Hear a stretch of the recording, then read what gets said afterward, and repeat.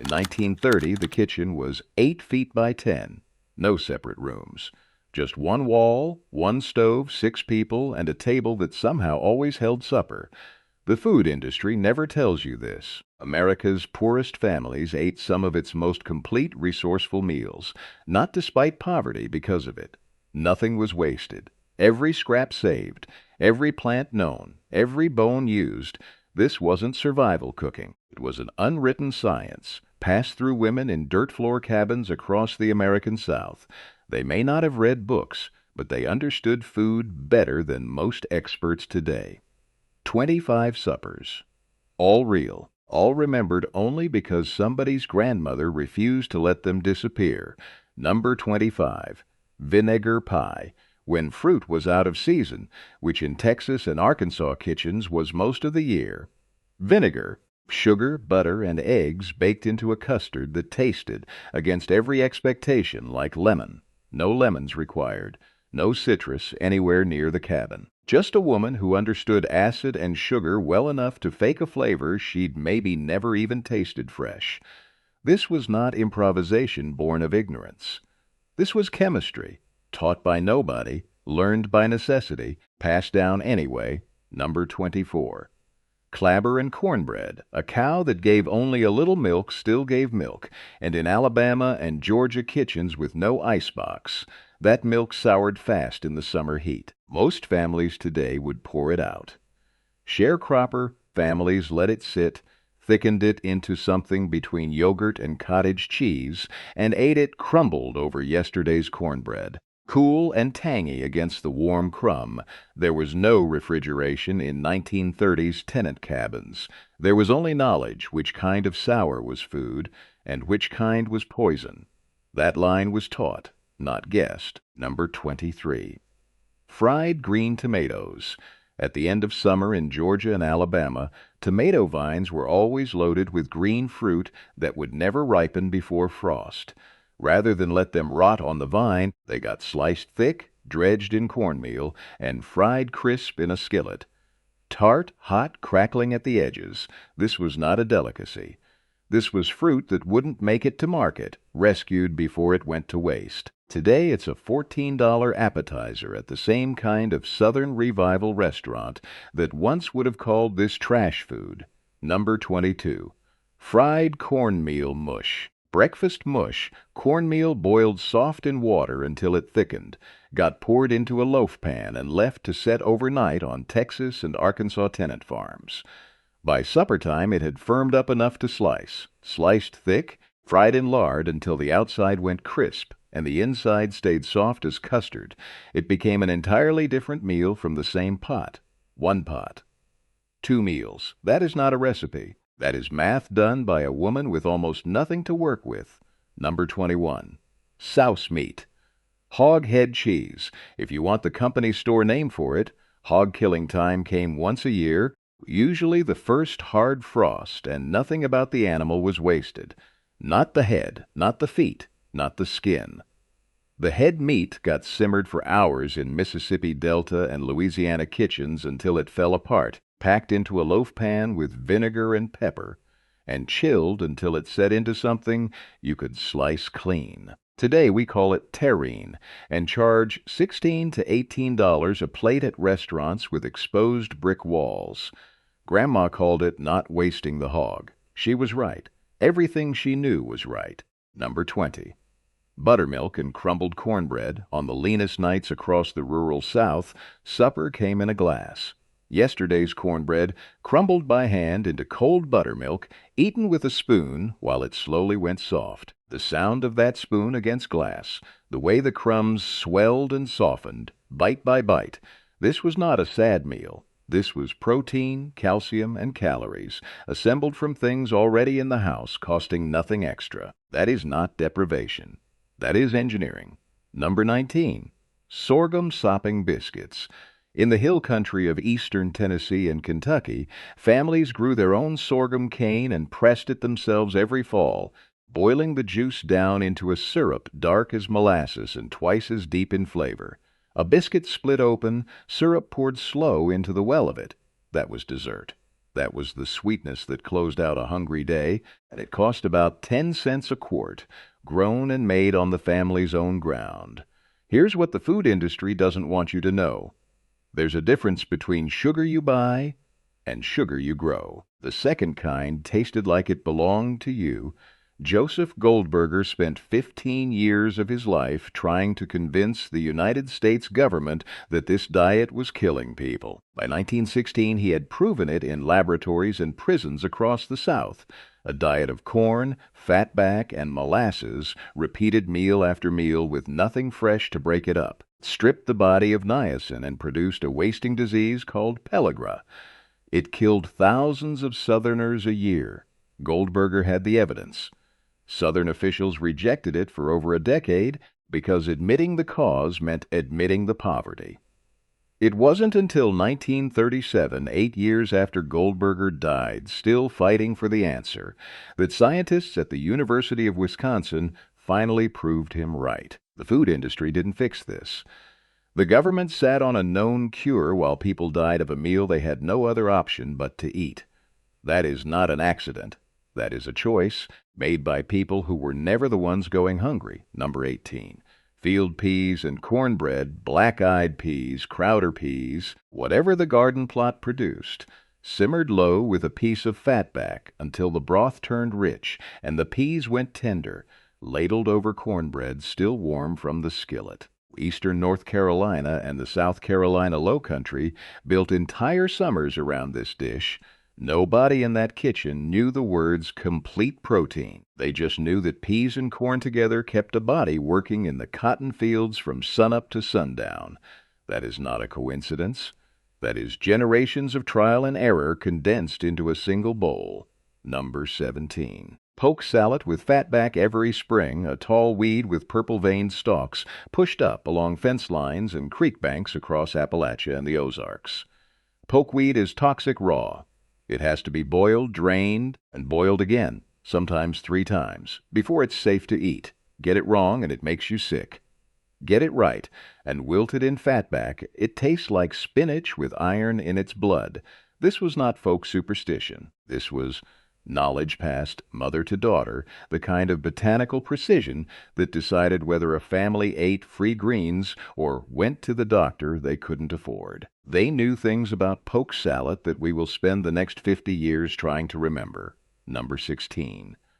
Mustard greens cooked low in a fatback pot. Mississippi Delta and Black Belt Alabama gardens turned out mustard greens through the fall and into winter, sharp and peppery, simmered for hours with a chunk of salt pork until the leaves went silky and the liquid underneath turned dark and rich. Fatback ran about 5 cents a pound. The greens themselves cost nothing but the seed. Today's restaurants plate this as braised greens for $11 a side. Nobody on the menu mentions where the recipe came from. Number 15. Dandelion greens wilted in fatback drippings. Every spring, the yards and ditch banks of the Carolina Piedmont and the Appalachian foothills filled with a weed most people now spray out of existence. Sharecropper children picked it by the basketful before school. Their mothers washed it 3 times to get the grit out, then wilted it fast in a hot skillet with rendered pork fat, just until it went from stiff to silky. Here's what the food industry doesn't want you to know. That weed carried more vitamin A and vitamin C than almost anything sold at the company store. The garden grew free. The company store charged for everything else. Number 14.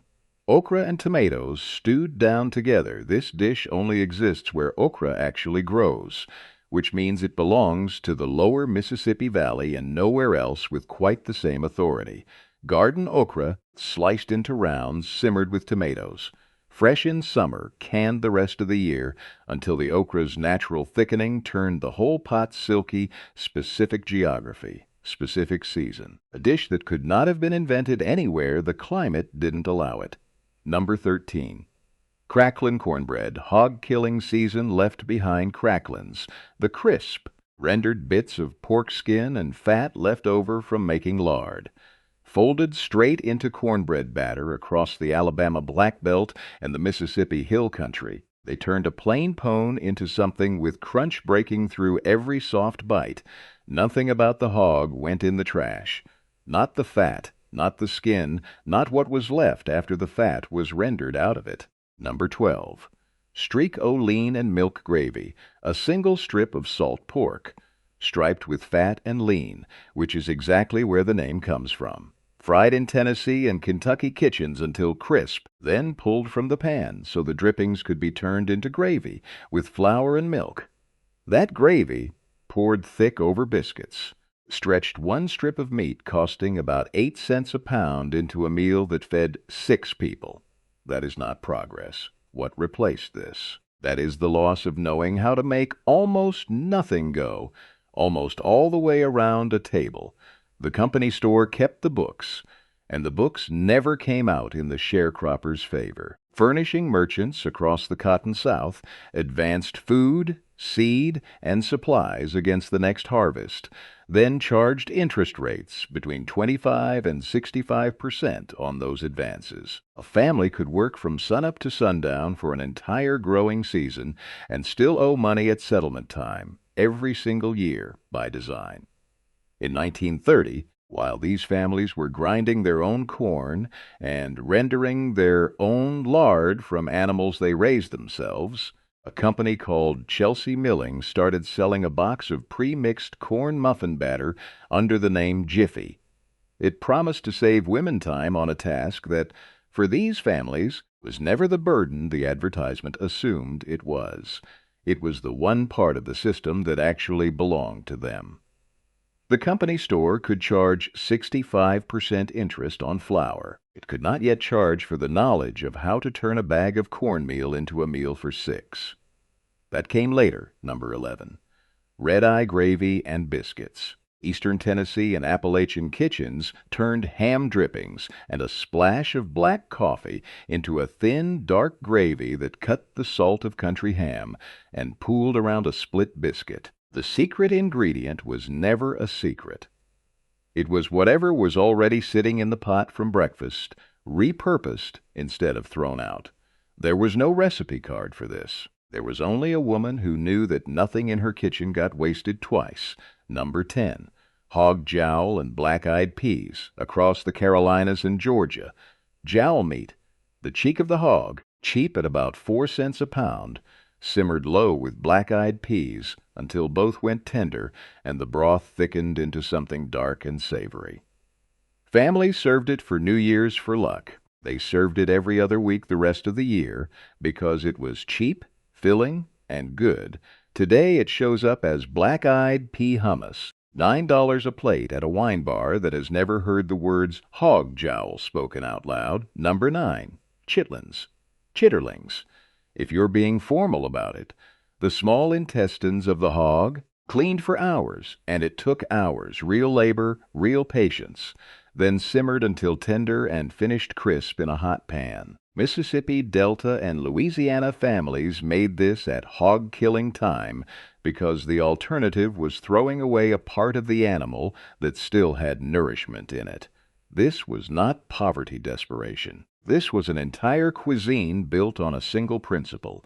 Nothing about that hog goes in the ground. Not the head, not the feet, not the parts polite society pretended didn't exist. The women who cooked this fed their families on what wealthier kitchens called garbage, and they did it with skill that took years to earn. Number 8. Squirrel and dumplings. In the hardwood forests of the Ozarks and Appalachia, squirrel was free protein for anyone who could shoot straight or set a snare. Browned, then simmered low with broth and cornmeal dumplings dropped on top to steam, it stretched a small animal into a stew that filled 6 bowls. This dish only exists where the hardwoods grow thick enough to hunt. Nowhere else. That is geography deciding what's for supper. Number 7. Rabbit stew with cornmeal dumplings. Winter on Texas and Arkansas tenant farms meant trapped meat more often than bought meat. A rabbit, browned and simmered with whatever root vegetables the seller still had, topped with dumplings made from cornmeal and water. This stew on the table meant someone in the family still had a steady hand with a snare line. and that the family would eat regardless of what cash was or wasn't in the house, that stew was not luck. It was a skill kept alive because there was no backup plan if it failed. By the late 1930s, federal subsidies under the Agricultural Adjustment Act paid landlords to take cotton acreage out of production. Those payments were supposed to help the families working that land. Instead, landlords pocketed the subsidy and evicted the sharecroppers who'd farmed it, since fewer acres meant fewer workers were needed at all. Mechanization finished the job over the next 2 decades. Families scattered north by the millions, carrying almost nothing with them. And what got left behind, more often than not, was the knowledge in the kitchen. Nobody wrote it down. There wasn't time, and there wasn't paper to spare. They knew things about feeding 6 people on almost nothing that we will spend the next 50 years trying to remember, and the system that displaced them never once asked what would be lost in the leaving. Number 6. Fried river catfish. Mississippi and Alabama families living near the water caught their protein instead of buying it. Catfish pulled from the river, dredged in cornmeal, fried hot and fast in a skillet on the porch. The smell of cornmeal and hot grease drifted through shotgun houses on summer evenings, calling everyone in from the yard before the sun went down. Caught, not bought. An entire category of meals that the company store never touched, because the river didn't send a bill. Number 5. Cushaw squash, baked slow in sorghum syrup. This pale, crookneck squash kept for months in a root cellar without refrigeration, the vegetable built to survive a southern winter when there was no ice to be had. Sliced and baked with the family's own cane syrup poured over the top, it caramelized into something between a vegetable and a dessert. Appalachian and rural Georgia families leaned on it from October straight through to spring. A squash that didn't need an icebox to survive the winter is not a small thing. That is a food system designed for a kitchen with nothing in it but a pot and a fire. Number 4. Sweet potato pone. Grated sweet potato, mixed with a little flour, sugar, and whatever spice was on hand, baked slow until it set into something dense and sweet, somewhere between a pudding and a cake. South Carolina and Georgia gardens grew sweet potatoes at about 2 cents a pound, and a single pone could feed the whole table for dessert 2 nights running. Today it's sweet potato budino, $12 at a farm-to-table restaurant that's never planted a sweet potato in its life. Number 3. Hot water cornbread. No eggs, no milk, no buttermilk, even on the nights there wasn't any to spare. Just cornmeal, boiling water, and a pinch of salt, stirred into a stiff paste and dropped by the spoonful into bacon grease screaming in a black skillet. It hissed when it hit. It came out with a crust like a riverbed, cracked and golden, and a center that was almost custard. This was the floor. The absolute bottom of what a southern kitchen could produce and still call it a meal. Cotton Belt families across Mississippi, Alabama, and Georgia made it on nights when nothing else was in the house.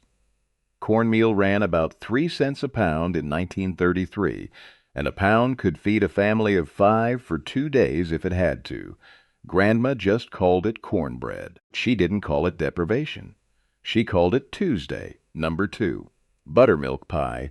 Buttermilk, eggs, sugar, and a little flour baked into a custard pie with a top that browned almost like caramel. Statewide across the rural South, this was the dessert that needed nothing from the company store but flour and sugar, because the buttermilk came from the family's own cow. Today it's buttermilk chess pie. $9 a slice at a trendy bakery with a chalkboard menu and zero mention of where the recipe was born. That is not progress. That is theft with better lighting. Number 1. Cane syrup cake. This was the closing dish, the one saved for fall, after the sorghum cane had been cut, pressed, and boiled down by the family's own hands into syrup dark as molasses. That syrup, folded into a simple cake batter with butter and eggs, baked into something dense, rich, and faintly smoky. A cake owing absolutely nothing to the company store. grown on their land, pressed with their labor, boiled over their own fire. Eastern Texas and Louisiana families made this cake as close to celebration as the calendar allowed. It was the one dish in this entire countdown that the system had no hand in at all. Closing squirrel and dumplings. Chitlins, cleaned for hours by hands that had every right to be tired of cleaning anything else by then. A cane syrup cake made from a crop the family grew, pressed, and boiled themselves. 3 different refusals to waste a single thing this country handed them, which, in 1930s sharecropper country, was almost nothing. The women who ran these kitchens have mostly been written out of the story, except as a backdrop for somebody else's poverty photograph. They were not desperate. They were exact. They knew which weed would kill you and which one would feed you. They knew how to make one strip of pork stretch across 6 plates. They knew chemistry without ever calling it that, and biology without a single textbook in the house. She was right. Everything she knew was right. The company store charged 65% interest on flour these families could have ground themselves. The federal government sat on the cure for a disease that was killing thousands of them, because admitting the cause meant admitting the poverty. And when the land finally let these families go, the only thing the system never managed to repossess was what was in their hands. That is the part they couldn't take. That is the part we're trying to get back Trey one this week. Just one. Pick whichever item called your grandmother's kitchen. Back to you the loudest comment below, and tell me which one your grandmother made. Number 20. Hot fudge sundae, 2 scoops of vanilla. Hot fudge kept simmering in a double boiler behind the counter all day, so it never seized up cold. Whipped cream from a can or a real whisk, depending on the store. 1 cherry that almost didn't matter. 25 cents nationwide through the 1950s. The fudge hit the cold ice cream and didn't just melt it.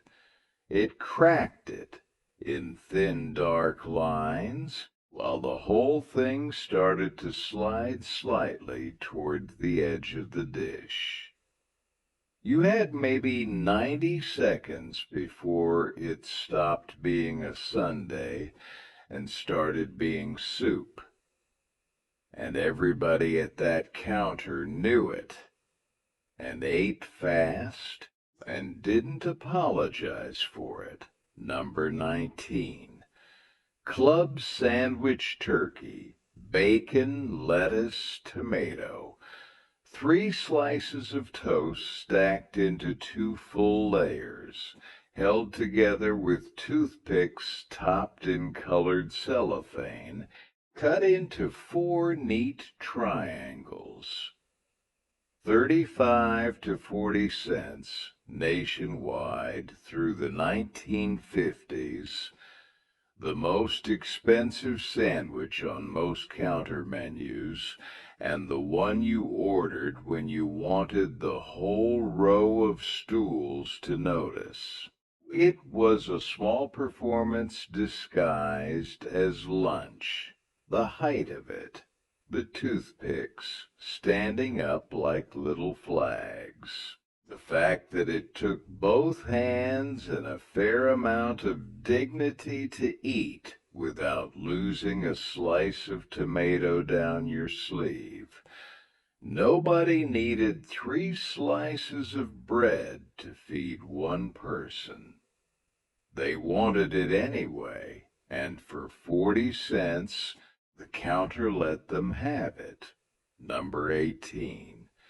Navy bean soup with ham-dried navy beans, a ham bone with the meat still clinging to it, a chopped onion, simmered for most of a morning in a pot that never fully emptied. 15 cents a bowl nationwide through the 1950s. It is, almost ingredient for ingredient, the same recipe the United States Senate cafeteria has served since the early 1900s. The same bowl that fed a senator on Capitol Hill fed a shift worker on Main Street for a fraction of the price, with none of the marble floors. Nobody asked which one was the real version. They were both real. Here's what the food industry doesn't want you to know about the lunch counter's death. It wasn't killed by changing taste. It was killed on purpose by the same company that built it. In January of 1962, S.S. Krej Company, the chain whose name was on half the lunch counters in this country, opened a store in Garden City, Michigan, that had no stools, no soda fountain, no grill, no menu at all. They called it Kmart. 17 more opened that same year. By 1966, Kmart sales had already passed $1 billion, and the math behind it was simple and cold. A self-service discount floor turned inventory faster and cost less in labor than a lunch counter ever could.